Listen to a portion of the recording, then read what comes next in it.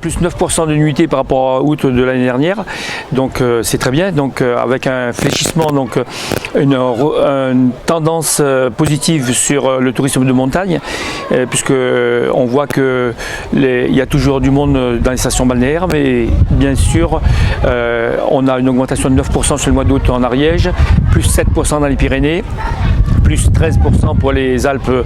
du Nord. Donc ça veut dire qu'il n'y a pas un revirement de situation, mais il y a une petite bascule, un point d'inflexion, une tendance lourde du tourisme qui va vers les montagnes, et ça a été accentué par la canicule de cet été. Il y a 9 Ariégeois sur 10 qui pensent que l'Ariège doit encore promouvoir son activité touristique au bénéfice des Ariégeois. Donc nous, on était les institutions, les offices de tourisme, l'ADT, nous on pensait que les Ariégeois étaient plutôt réticents à l'afflux des touristes sur leur territoire, mais pas du tout, ils sont fiers de leur territoire, avec une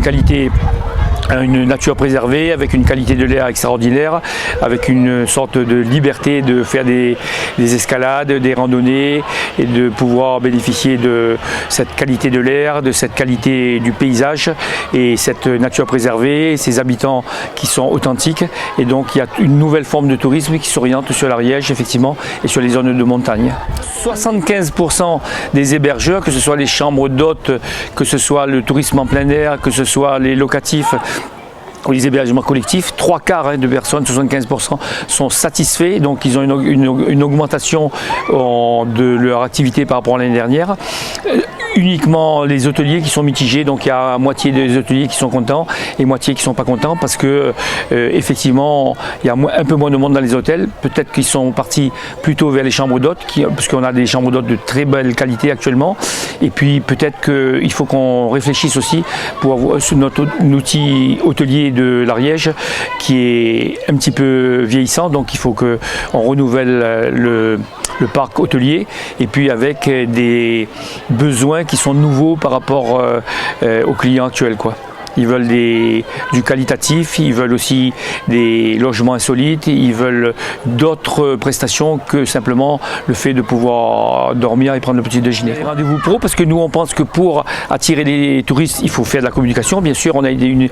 très large exposition médiatique cet été, avec 5 reportages sur les télévisions nationales comme Antenne 2 avec Télématin, où il y a eu un reportage sur Beille, un reportage à Angomère et les jardins de Moulis, et un reportage sur les glaces de Madame Larive. Et voilà, donc il y a beaucoup de reportages nationaux, mais aussi des reportages qu'on fait au niveau des groupes, et on essaye de toucher les groupes, les scolaires, on essaye de toucher les seniors, on essaye de toucher les collectionneurs d'auto, donc qui nous permettent de faire prospérer ce développement touristique au niveau de l'Ariège, qui, n'oublions pas, le développement touristique c'est très très très important pour l'Ariège, c'est l'élément clé pour beaucoup de territoires de l'Ariège pour le développement économique. Voilà, donc on a un tissu économique qui est important, mais le tourisme c'est très très important pour nous, parce que ça fait 4000 emplois, ça fait 10% des emplois dans le secteur marchand. On a fait le premier travail avec un état des lieux, avec les offices de tourisme, avec les hébergeurs, avec les prestataires de tourisme, et là on va travailler très attentivement et très massivement dès cet automne, avec à l'ADT, donc avec le service tourisme du conseil départemental, mais aussi avec les hébergeurs, mais aussi avec les prestataires,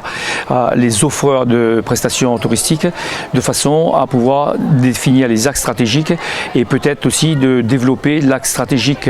qui peut être important, c'est développer le tourisme frontalier avec l'Espagne et avec l'Andorre. On va avoir un événement surprise qui aura lieu, un événementiel d'envergure qui sera organisé par l'agence de développement touristique de l'Ariège. Ça aura lieu au mois d'octobre, ça intéressera l'Ariège, ça mettra en exposition notre territoire, nos différents territoires de l'Ariège, et ça sera fait d'ici octobre. Vous en saurez plus d'ici 15 jours. Voilà, c'est un teasing, tenez-vous prêts, on est prêts nous aussi, ça va partir au mois d'octobre.